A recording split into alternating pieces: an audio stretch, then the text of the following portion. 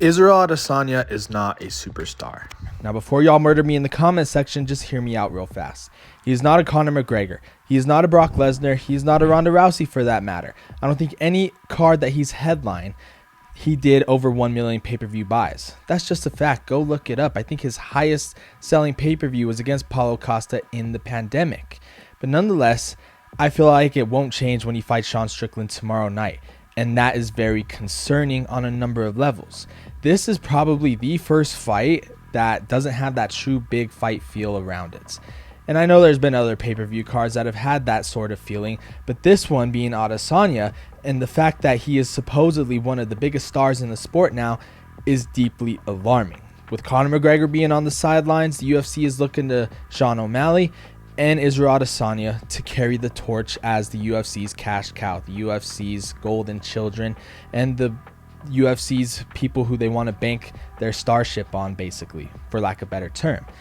So why is it that no one's talking about this fight? Well, let's not forget, Israel Adesanya is supposed to be fighting Dricus du Plessis. However, Dricus suffered an injury in that Robert Whittaker fight, the most unnecessary #1 contender fight of all time, and he has to wait on the sidelines for just a few more months. And the UFC didn't want to give Sean Strickland this title shot. And if you don't know why, it's because he's basically a walking MAGA ad. He speaks from the hip, he shoots straight from the hip, he speaks his mind, and he doesn't care what you think at all. And that's alarming when you're working for the mouse these days.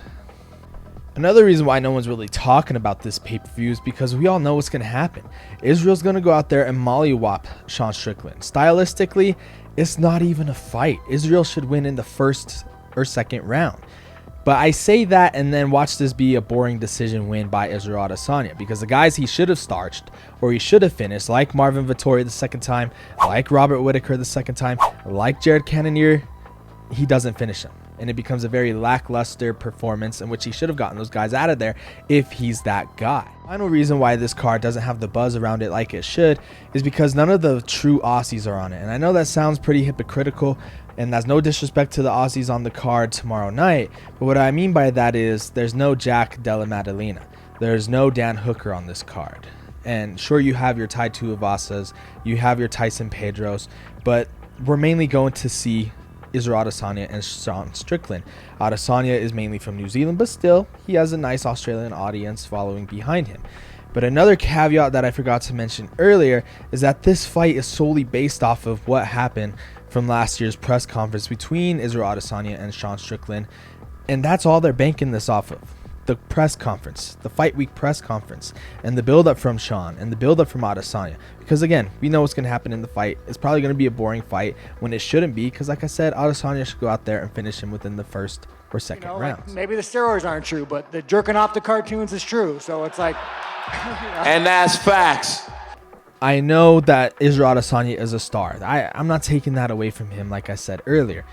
But when Conor McGregor fights, it's a huge deal. When Brock Lesnar used to fight, it was a huge deal. When Ronda Rousey fought, it was a huge deal. The UFC put on this card at the very last minute, and it shows. Because I think this card might be truly, truly boring. I could be 100% wrong. It could be a banger of a card. I'm debating on if I should buy it or not. I probably will, because I love the UFC that much. I've been watching it nonstop for 15 years. So I'm definitely going to tune in. I'll watch two lizards fight over a piece of bread. I just love combat that much.